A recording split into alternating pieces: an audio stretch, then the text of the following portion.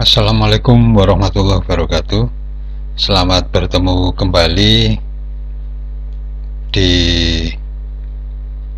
kuliah jaringan komputer. Kali ini kita akan membahas arsitektur jaringan. Di pertemuan yang lalu kita telah membahas topologi dan juga hardware yang membentuk jaringan, mulai dari jaringan yang bersifat lokal, yaitu di area tertentu yang terbatas, misalkan di satu ruangan atau satu gedung, sampai arsitektur yang lebih luas dari itu, arsitektur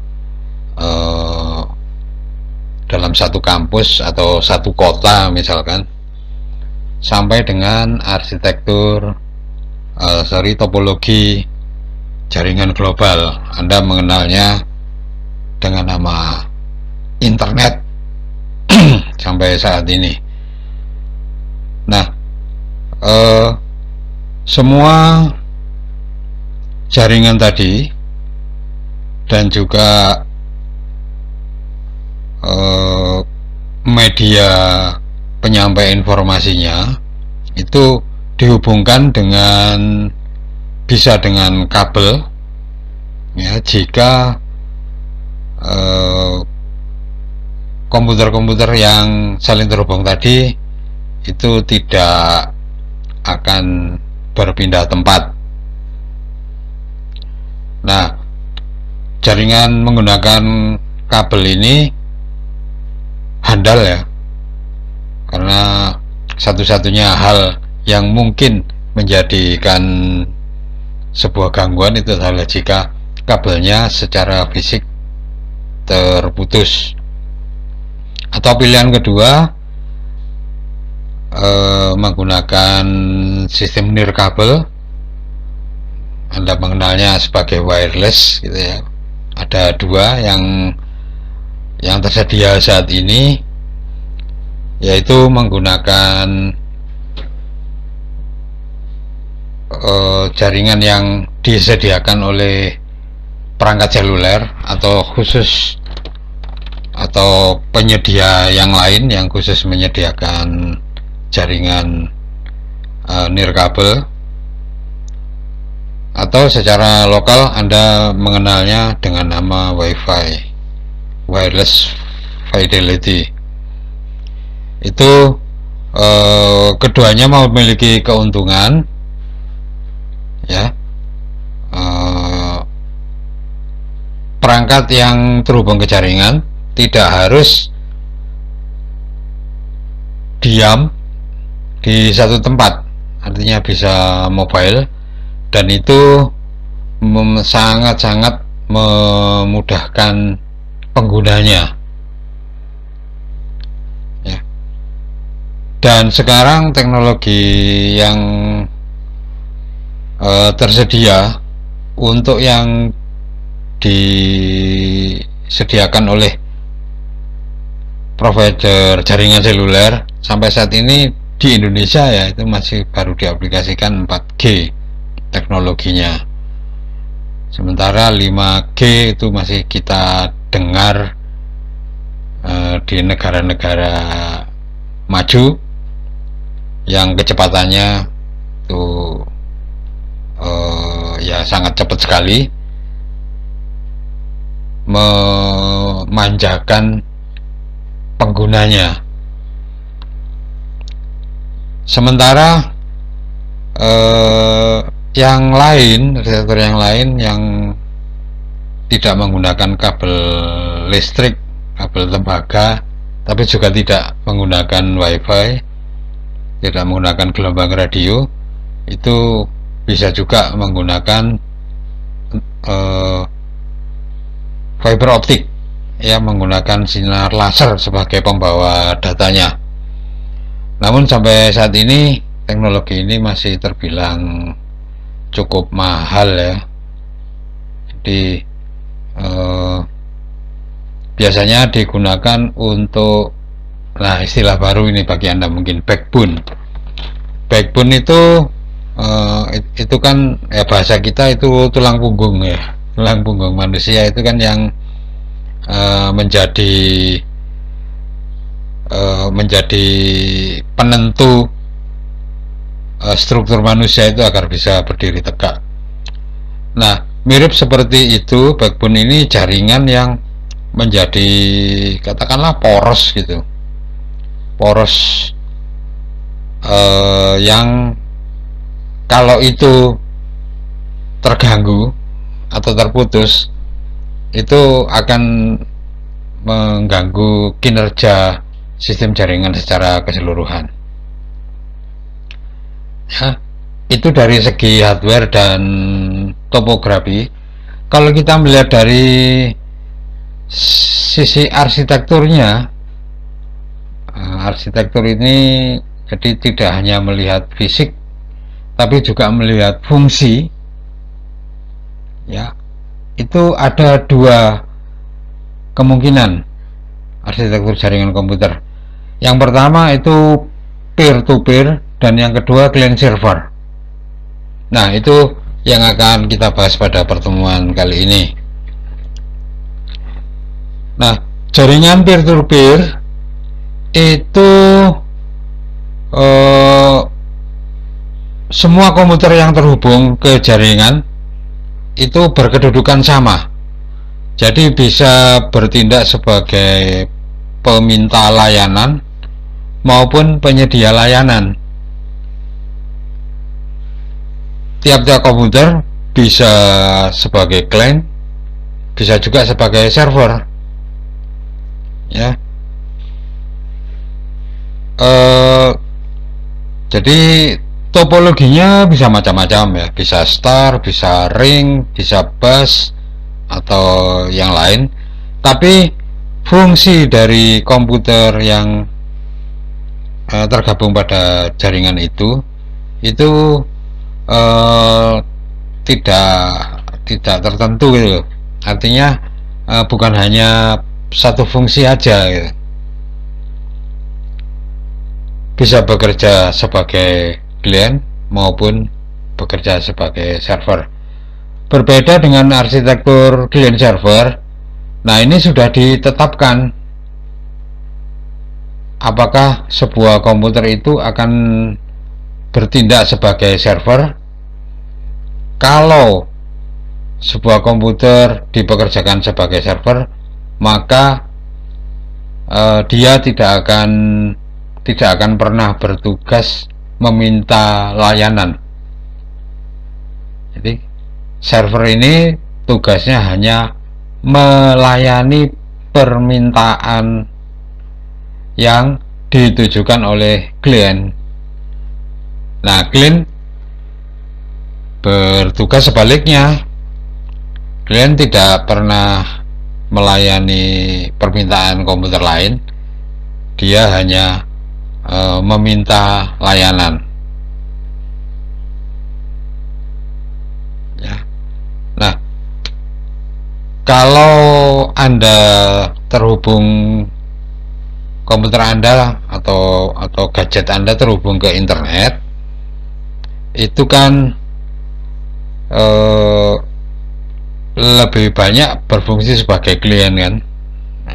Nah, kalau Anda ingin membuka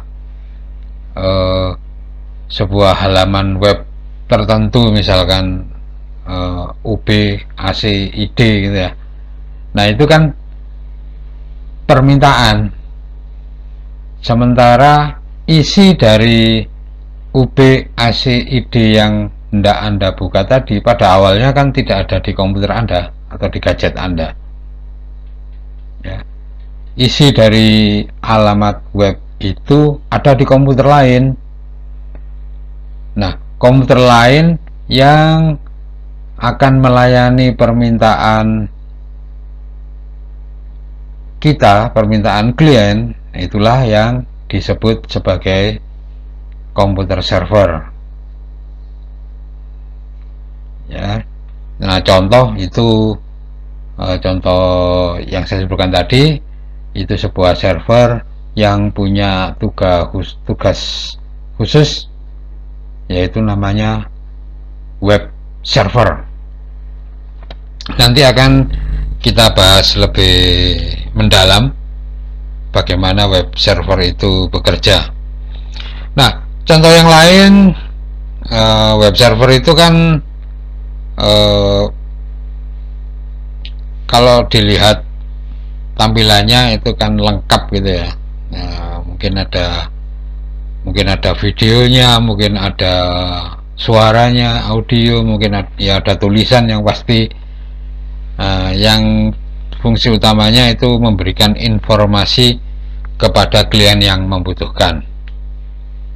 Nah, ada tipe server yang lain, namanya misalkan file server. Nah, ini kalau dilihat sekilas tampilan sebuah file server itu seperti kalau Anda buka browser gitu. Maaf, seperti Anda membuka Explorer kalau di Windows, bukan browser ya, maaf, Explorer, Windows Explorer, maaf saya nyebut merek. Nah, itu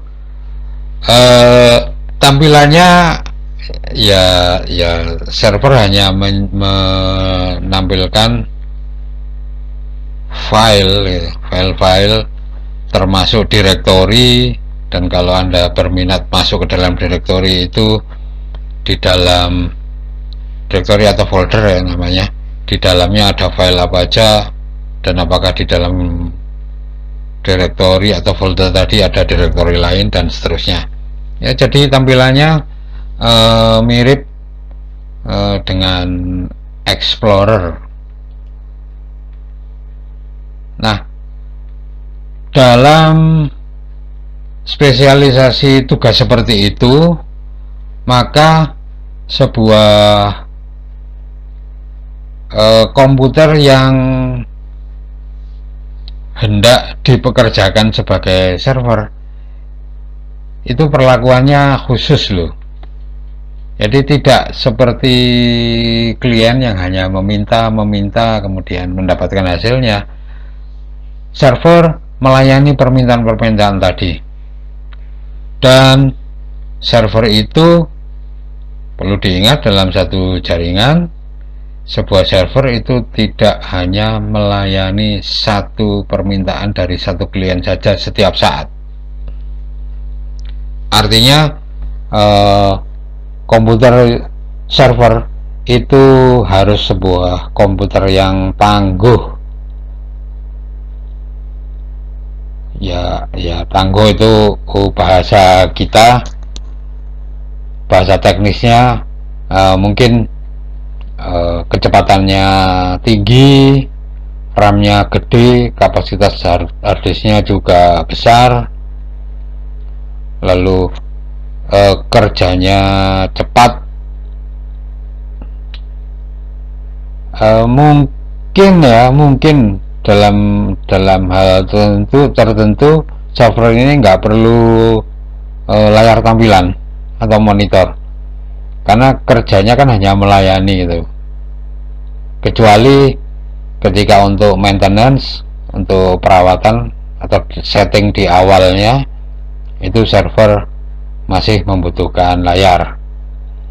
Nah, karena kerja berat dari komputer server tadi, biasanya orang memperlakukan manusia atau organisasi yang mengelola server tadi itu memperlakukan komputer servernya secara khusus, boleh dikatakan yang paling manja. Diletakkan di ruangan khusus yang tidak mudah dijangkau, terutama oleh pihak yang pengguna yang tidak berwenang. Web server gitu ya, misalkan jangan sampai web server ini dimasuki oleh orang yang tidak berwenang, apalagi yang memiliki tujuan yang tidak baik ya. Karena sekali gangguan atau diganggu ya, sehingga kerjanya tidak beres, itu terkait dengan nama baik. Nah, terkait dengan nama baik tadi juga erat kaitannya dengan bisnis. Jadi kalau misalkan ya, ini misalkan server Google itu, atau server jangan Google lah, server YouTube misalkan itu terganggu atau diganggu orang, bisa dibayangkan berapa berapa besar kerugian yang akan diderita ya. Tidak bisa menayangkan video kalau YouTube, berarti tidak ada iklan, tidak ada pemasukan. Nah, pokoknya server ini dijaga betul, jangan sampai terganggu. Termasuk gangguan yang bukan dari manusia, debu dan asap misalkan, itu jangan sampai menurunkan kinerja server juga. Termasuk binatang pengerat, tikus gitu, atau serangga, jangan sampai masuk ke dalam server. Nah, untuk keperluan itu biasanya sebuah server diletakkan di ruangan khusus yang bertemperatur rendah, tapi tidak boleh lembab, karena kelembaban yang berasal dari uap air itu bisa juga mengganggu kinerja perangkat elektronik. Oke, itu bagaimana manjanya sebuah server itu harus diperlakukan ya, karena vital sekali bagi seseorang atau suatu organisasi yang mengelola server tadi. Oke, sebuah jenis server yang paling umum telah kita bahas. Nah, di dunia ini itu banyak sekali jenis server ya, dimana tiap-tiap server itu punya spesialisasi tugas masing-masing. Nah, spesialisasi ini tentu dibuat dengan tujuan untuk lebih meringankan kerja servernya itu sendiri ya. Jadi kalau sebuah server itu melayani berbagai macam tugas, tentu berat ya kerjanya. Melayani tugas permintaan halaman web, lalu melayani permintaan file dan lain-lain, lalu mengatur rute jaringan dan lain-lain, tentu akan sangat membebani kerja komputer tersebut. Makanya server-server itu biasanya di set orang untuk tugas-tugas tertentu ya, seperti manusia juga kan pada akhirnya punya keahliannya masing-masing ya. Ya, seorang dokter itu punya keahlian menyembuhkan orang yang sakit. Seorang sastrawan itu pintar menulis karya sastra, baik tulisan novel ataupun puisi. Kemudian seorang polisi ya punya tugas menjaga atau memelihara keamanan di masyarakat dan lain-lain. Nah, jarang sekali kita jumpai satu orang gitu ya yang punya tugas dan keahlian bermacam-macam. Misalkan seorang dokter yang juga perancang jalan tol gitu ya. Jarang kan ya. Mungkin ada kalau seseorang berminat mempelajari kedua hal itu, atau tentara sekaligus juga tukang las gitu. Nah, biasanya untuk multi keahlian semacam itu biasanya loh ya, itu keahliannya tidak maksimal. Ada juga sih orang yang juga jago silat dan juga jago komputer, kemudian menjadi direktur utama suatu perusahaan. Wah, ini benar-benar orang yang multi talenta. Tapi kebanyakan orang itu hanya punya satu spesialis satu spesialisasi yang benar-benar ditekuninya, dan dia sangat ahli di bidang itu. Makanya kalau dokter itu di samping dokter umum, dokter sapu jagat yang bisa mengobati orang sakit, dia ada pendidikannya lebih lanjut gitu ya, namanya dokter spesialis. Ya, tidak semua penyakit itu kan ada tingkatannya juga gitu. Sakit biasa-biasa saja, sakit menengah, sakit parah gitu. Nah, dokter spesialis ini punya keahlian spesial di masing-masing penyakit. Misalkan spesialis kandungan, spesialis mata, spesialis paru-paru, spesialis organ dalam, dan lain-lain. Nah, di dunia jaringan komputer juga seperti itu. Server jarang sekali diperlakukan atau bekerja untuk berbagai macam tugas. Kalau sebuah komputer di set sebagai web server, ya dia spesialis di situ. Tugasnya melayani permintaan orang yang membuka web pada alamatnya. Ya. Nah, sementara untuk konfigurasi jaringan, untuk bagaimana mengatur seorang klien sampai terhubung ke sebuah komputer klien bisa terhubung ke web server, itu bukan urusannya web server, tapi dikelola oleh server yang lain. Nah, contoh sebuah server yang bertugas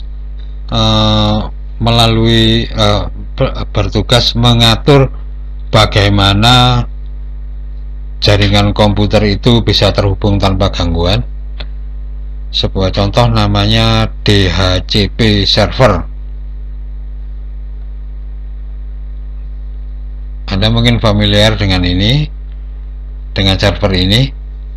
Nah, server DHCP itu punya tugas melakukan konfigurasi untuk host, untuk klien yang tergabung dalam sebuah jaringan komputer, dalam tanda kutip ini ya, secara otomatis ya. Jadi ketika banyak komputer mau terhubung ke jaringan, itu untuk mengidentifikasi masing-masing komputer, saya sebut aja tiap-tiap komputer tadi itu diberi alamat. Komputer A diberi alamat 1, ini gampangannya ya, sebagai gambaran aja. Komputer B diberi alamat 2, komputer C diberi alamat 3, komputer server diberi alamat 0. Misalkan seperti itu. Nah, terus siapa yang memberikan alamat tadi? Nah, itu ada dua pilihan. Bisa dilakukan secara manual, yaitu oleh operator manusia dalam hal ini. Jadi komputer, misalkan ya, laptop saya ini mau saya hubungkan ke jaringan kampus UBACID, maka hal pertama yang harus saya lakukan itu adalah memberikan alamat ke komputer saya.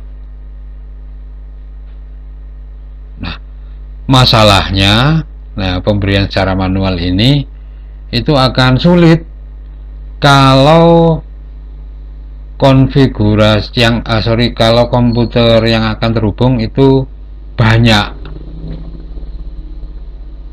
Ya. Kan satu persatu harus diberi alamat secara manual. Ada yang mau terhubung, ada yang mau memutuskan hubungan. Waduh, sedih sekali ya kalau hubungannya terputus. Kesulitan itu dimudahkan dengan menyediakan DHCP server.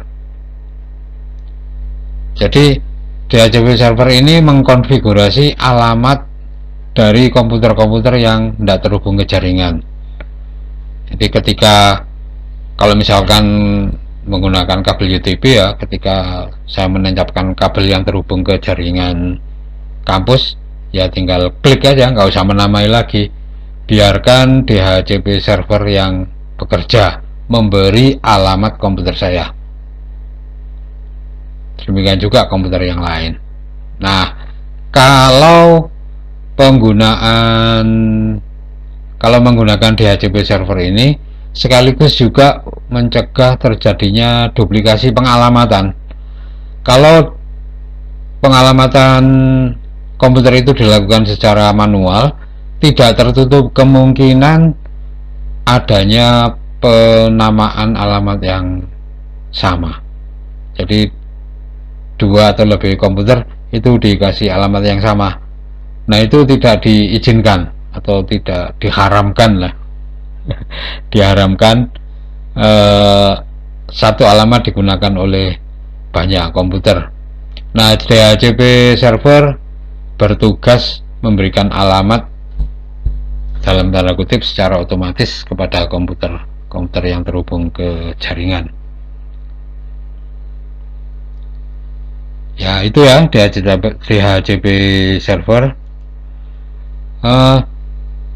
Contoh server yang lain itu name server. Lebih luas lagi, domain name server. Biasanya di dunia jaringan komputer disebut dengan nama DNS, disingkat seperti itu ya, domain name server. Nah, server ini punya tugas khusus menerjemahkan alamat menjadi nama. Nah, ini fungsinya murni untuk memudahkan manusia, karena sebenarnya komputer nggak peduli sebuah komputer itu diidentifikasi dengan alamat atau apapun, asal sesuai dengan kesepakatan, komputer ngerti-ngerti aja. Tapi beda dengan manusia. Manusia itu lebih mudah menghafal nama atau kata ya daripada menghafal angka. Bener loh ini. Nah, kalau setiap kali hendak membuka halaman web itu harus mengingat-ingat alamatnya. Tadi di awal saya sebutkan pengalamatan komputer ya, saya sebutkan 1, 2 dan sebagainya, itu pengalamatan yang tidak nyata, itu hanya untuk memberikan gambaran secara mudah aja. Nah, pengalamatan komputer yang nyata itu terdiri dari 4 angka, 4 kali 4 gitu ya, 4 angka sebanyak 4. Jadi 1, 2, 3, 4 misalkan ya, 3 kali 4 Jadi 123.123.123.123. Contohnya seperti itu. Nah, itu untuk mengakomodasi kemungkinan alamat dari dari komputer yang ada di seluruh dunia. Konon kabarnya teknik pengalamatan seperti ini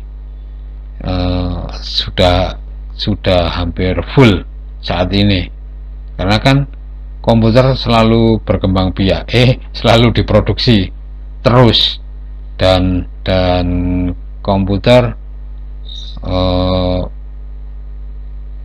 saat ini mungkin nggak ada yang komputer standalone itu. Tiap komputer yang dimiliki orang selalu berkeinginan untuk masuk, ikut bergabung ke jaringan komputer. Nah, penamaan dengan membuat angka itu sebenarnya bagi komputer sendiri itu lebih praktis, lebih mudah, tapi tidak bagi manusia. Menghafal angka itu kayaknya menyebalkan bagi orang. Lebih mudah menghafal nama. Jadi contohnya ya, kalau kita ingin membuka web, alamat web yang paling populer aja ya, saya sebutkan Google gitu misalkan. Google, Anda di browser Anda, di web browser Anda itu tinggal mengetikkan google.com lalu tekan enter. Kalau misalkan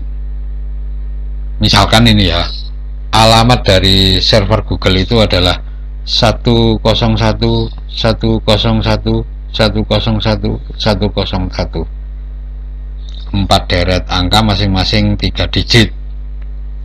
Nah, itu saya sebutkan tadi, itu lebih memudahkan bagi komputer untuk menuju sebuah komputer klien ya, menuju ke server webnya Google, tapi tidak bagi orang. Ya, angka-angka tadi itu kan, apalagi ya tadi yang saya sebutkan angkanya gampang diingat, tapi kalau sudah kombinasi 9 angka itu 10 ya, 0 sampai 9, yang segitu banyak kan orang malas menghafalnya. Nah, dibalik memudahkan manusia itu juga ada fungsi lain. Nama kan biasanya menunjukkan isi atau fungsi gitu ya. Ya loh, nama ini tuh bukan seperti kata pepatah siapa itu, what's a name, yang menyembelihkan nama. Tapi sebenarnya di balik nama itu ada pengertian lain, yaitu tentang fungsi dan juga isi. Nah, karena itu penamaan di dunia jaringan komputer, di internet ya, itu punya atau diatur oleh organisasi khusus yang menstandarkan penamaan ya. Kalau Anda membaca alamat web, mungkin ada yang di belakangnya .com, .edu, .id, .net, .org. Nah, itu disepakati oleh pengguna internet di seluruh dunia untuk menunjukkan jenis atau fungsi dan juga isi dari masing-masing alamat server yang ditentukan tadi. Com itu biasanya untuk organisasi komersial ya, bahasa kita itu untuk perusahaan gitu loh. Jadi misalkan bca.com, nah, itu dengan membaca, ya kalau orang Indonesia mungkin sudah tahu ya kalau BCA itu sebuah perusahaan bank, tapi kalau orang lain, oh apa itu tuh BCA. Nah dengan tambahan .com di belakangnya, itu orang sedikit lebih paham bahwa yang memiliki nama bca.com tadi itu adalah sebuah perusahaan atau organisasi komersial. Ya, lalu edu itu untuk organisasi pendidikan, untuk universitas atau SMA. Nah ini karena yang punya inisiatif penamaan itu kan orang Amerika sana itu, mereka menggunakan atau penamaan servernya itu nggak pakai negara. Itu ya agak curang dikit. Kenapa nggak ada, kalau di negara lain itu ada negaranya, lalu ada apa jenis yang menunjukkan jenis organisasinya dan juga negaranya. Ya di kampus kita misalkan itu kan ub.ac.id,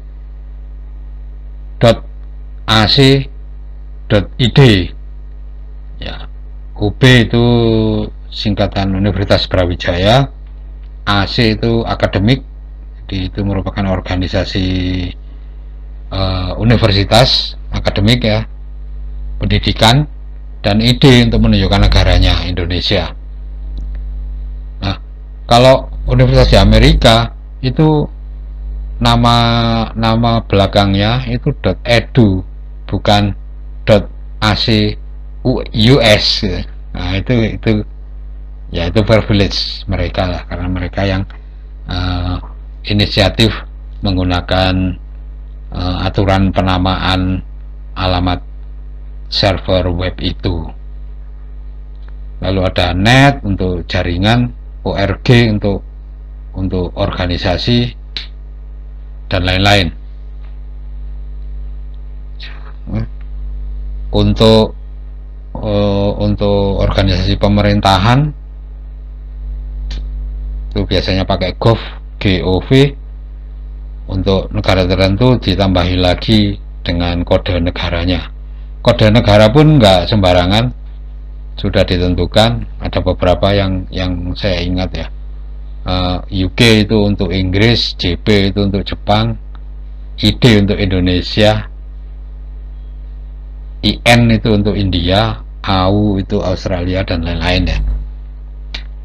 Nah nama-nama ini disebut dengan nama domain, diatur oleh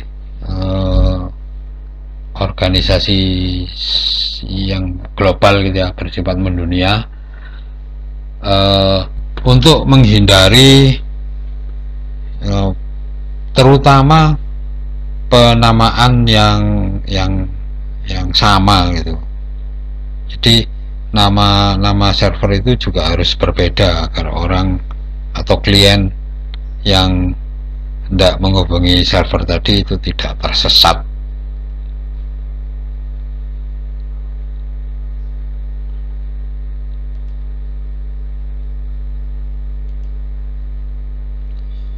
Nah, yang mengatur secara otomatis nama-nama tadi itu adalah DNS server. Jadi DNS ini menerjemahkan nama ke bentuk alamat yang 3333 tadi, yang 4 deret 3 digit angka tadi ya. Mungkin Anda sudah tahu namanya itu IP address internet protokol, alamat internet protokol. IP singkatan dari internet protokol. Kesepakatannya 3 digit kali 4 ya. Jadi dengan DNS server ini, pengguna terutama manusia yang hendak meminta layanan di suatu web server itu cukup dengan menuliskan namanya, tidak perlu mengingat-ingat alamatnya.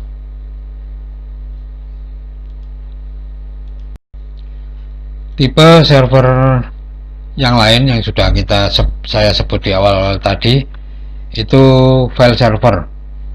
Jadi misalkan ada sekelompok kerja yang butuh atau perlu untuk saling berbagi file, tentu dengan adanya jaringan ini bisa melakukan pekerjaannya lebih praktis daripada berbagi file menggunakan media CD misalkan, atau yang sekarang flash disk, teknologi yang sekarang ya. Nah itu kan secara fisik harus di-copy dari satu komputer, filenya dipindah ke flash disk, kemudian dari flash disk tadi dicabut, ditancapkan ke komputer lain, lalu di-copy ke komputer itu. Nah cara seperti itu sebuah contoh berbagi file yang menggunakan cara primitif.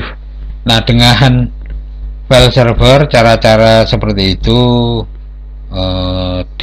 dipangkas waktunya dengan cara menempatkan file yang dibutuhkan oleh semua orang itu pada sebuah file server khusus. Jadi tugasnya ya hanya melayani atau menyediakan file yang dibutuhkan. Nah untuk keperluan itu biasanya dilengkapi dengan semacam Windows Explorer gitu. Jadi seorang atau klien melihat ada nggak file yang dibutuhkannya atau sudah tersedia. Kemudian nah ini mendownload ke komputernya untuk tergantung keperluannya, mau diapakan file tadi, apakah mau diedit, dirubah, ditambah, dikurangi.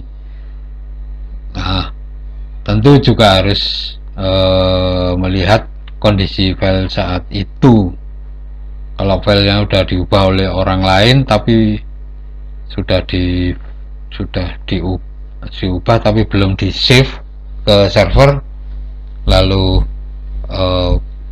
pengguna yang lain mengambil file yang sama kemudian mengubahnya lagi, tentu ada kemungkinan crash, ada kemungkinan perubahan yang tidak sinkron. Nah biasanya file yang sensitif seperti itu yang akan diubah oleh banyak orang, pengubahannya dilakukan di secara terpusat gitu. Atau gampangannya yang lebih mudah itu dengan cara membagi-bagi filenya yang akan satu file itu hanya boleh dikelola oleh seorang klien, file yang lain oleh klien yang lain, dan seterusnya, sehingga meminimalisir terjadinya ketidakkonsistenan seperti itu ya. Itu tugas file server. Ada banyak mekanisme untuk mendapatkan file yang ada di server. Ada yang namanya FTP, File Transfer Protocol,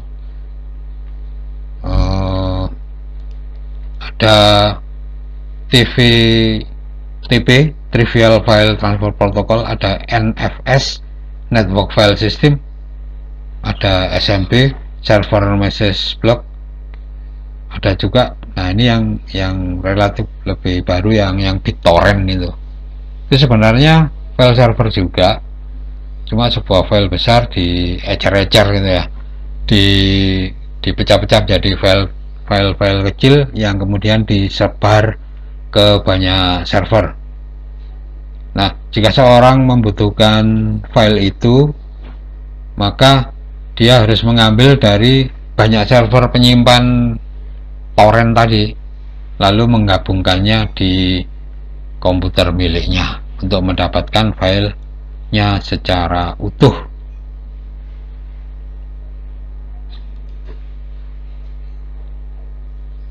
Ya, itu mungkin yang bisa saya berikan untuk pertemuan kali ini tentang arsitektur jaringan, yaitu yang ada dua jenis di dunia ini, berupa arsitektur peer-to-peer, di mana komputer-komputer yang terhubung ke jaringan itu tidak punya kasta, bisa bertindak sebagai klien maupun server dan sebaliknya.